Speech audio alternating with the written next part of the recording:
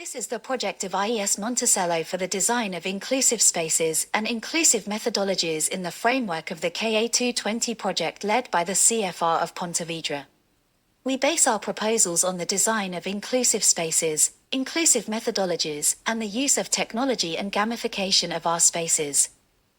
In terms of spaces, we want to transform the library into a more playful, inclusive and multipurpose space, but also to take reading areas outside the library, for example with reading points outside and accessible books in different areas of the center. Other of our proposals are to create technological classrooms and multipurpose spaces for more playful learning. This covered playground is already a space to take students out of the classroom and engage in activities in a different environment. We will try to modify it to make it more welcoming and comfortable.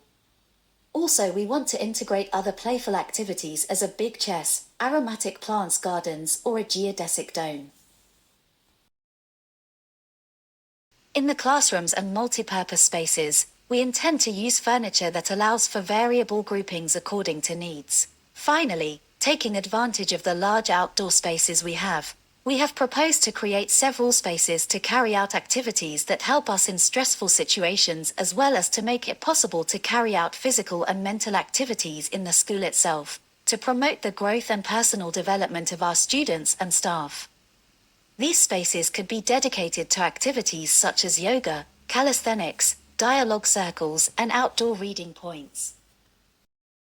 The use of these spaces would not be of much use without an innovative methodology in which all student profiles are considered. To this end, during this academic year, teachers have been trained in the creation of H5P activities and resources, using new options in the Moodle classroom that allow for collaborative, more interactive and inclusive learning. Canva was also used to create more student-centered activities and resources. We also started to learn and work on strategies and methodologies following the UDL checkpoints, and a style guide was developed to create materials and tests based on the principle of easy reading. Virtual spaces were changed to avoid the scroll effect, thus improving the user experience. In addition, manipulative activities were created to allow all learners to progress according to their individual competencies, regardless of the group they are in.